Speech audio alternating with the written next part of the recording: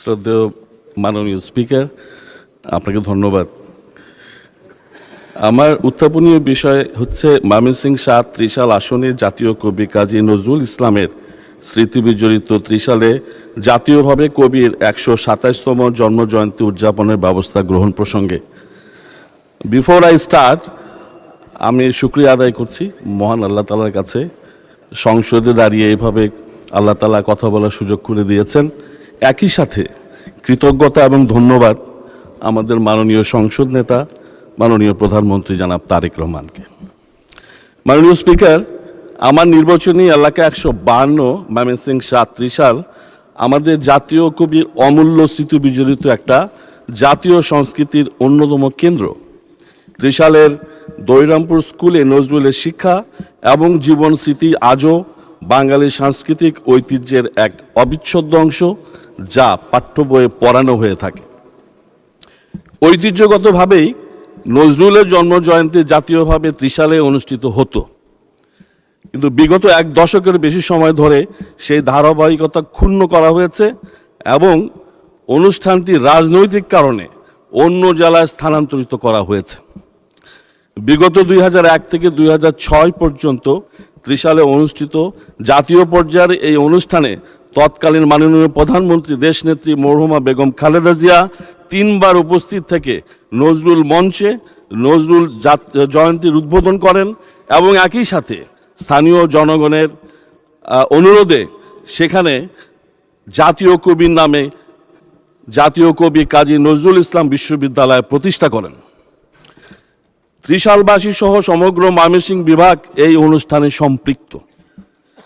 ময়মনসিংহে কবির নামে প্রতিষ্ঠিত জাতীয় কবি কাজী নজরুল ইসলাম বিশ্ববিদ্যালয়, Nazrul academy, Nazrul degree college ও বিভিন্ন শিক্ষা প্রতিষ্ঠান এই অঞ্চলের মানুষের কাছে কবির আদর্শকে লালন করার প্রধান কেন্দ্র। এলাকার আপামর জনসাধারণের দাবি জাতীয় কবি জন্মজয়ন্তী উদযাপনের মূল কেন্দ্র পুনরায় ত্রিশালে ফিরিয়ে আনা হোক। মাননীয় স্পিকার, ত্রিশালে জাতীয়ভাবে ১২৭তম নজরুল জন্মজয়ন্তী উদযাপনের জন্য শিগগিরই একটা স্থায়ী এবং সমন্বিত কর্মসূচি এখন সময়ের দাবি। এর আওতায় জাতীয় পর্যায়ে গবেষক, শিল্পী এবং সাহিত্যিকদের অংশগ্রহণে সেমিনার ও সাংস্কৃতিক অনুষ্ঠানের আয়োজন করা হয়।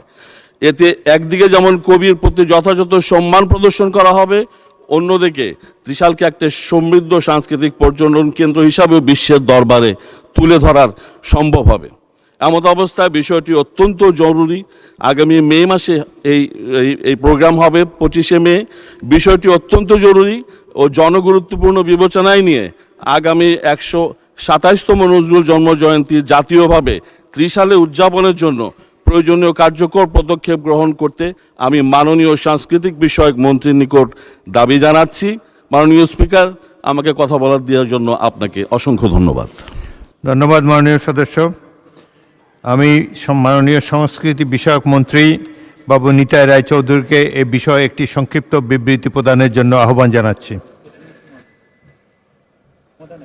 মাননীয় প্রতিমন্ত্রী নিতাই সংসদে নাই। জনাব প্রতিমন্ত্রী খৈয়ম, আপনি আপনার বক্তব্য একটি সংক্ষিপ্ত বিবৃতি দিতে পারেন। ধন্যবাদ মাননীয় স্পিকার। আমাদের ডক্টর মোহাম্মদ মাহবুর রহমান মাননীয় সংসদ সদস্য যে বিষয়টি উত্থাপন করেছেন, এই বিষয়টি অত্যন্ত গুরুত্বপূর্ণ। আমরা জানি যে আমাদের জাতীয় কবি কাজী নজরুল ইসলামের স্মৃতি বিজড়িত বাংলাদেশের বেশ কিছু জায়গা আছে, তার মধ্যে ত্রিশাল একটা খুবই গুরুত্বপূর্ণ জায়গা। এখানে ত্রিশালে যেমন আমাদের জাতীয় কবির নামে বিশ্ববিদ্যালয় আছে, নজরুল একাডেমি আছে, সরকারি নজরুল ডিগ্রি কলেজ আছে। এছাড়াও ত্রিশালের আবেগের সাথে, ইমোশনের সাথে নজরুল ইসলামের বিষয়টা বেশ খানিকটা জড়িত।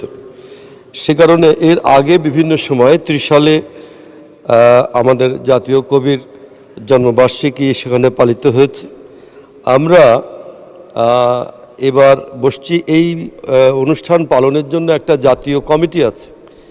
এই কমিটির সভা হবে এবং সেই কমিটির সভার ভেতর দিয়েই আমরা আমাদের নজরুল জয়ন্তী ঠিক কোথায়, কখন, কিভাবে পালিত হবে সেটা সিদ্ধান্ত নেওয়া হবে। তবে আমি আমাদের মাননীয় সংসদ সদস্যকে আশ্বস্ত করতে চাই, উনি আমাকে আমন্ত্রণ জানিয়েছেন তার এলাকা সফরের জন্যে। আমি আশা করি যে আমাদের 127তম নজরুল জয়ন্তী যেটা পালিত হবে, সেক্ষেত্রে ত্রিশালকে অবশ্যই আমরা অধিকতর গুরুত্ব দিয়ে বিবেচনা করব ইনশাল্লাহ। ধন্যবাদ আপনাকে। মাননীয় সদস্য জনাব মাহবুবুর রহমান একটা প্রশ্ন করতে পারেন। ধন্যবাদ মাননীয় স্পিকার। মাননীয় মন্ত্রী মহোদয়, আপনার বক্তব্য শুনলাম। আপনি বাংলাদেশের অনেক জায়গার সাথে ত্রিশালকে মিলিয়ে কথা বলেছেন। আপনার জ্ঞাতার্থে জানাচ্ছি যে নজরুলকে বাংলাদেশে নিয়ে এসছেন সেই ব্যক্তি দারোগা রফিজুল্লাহ।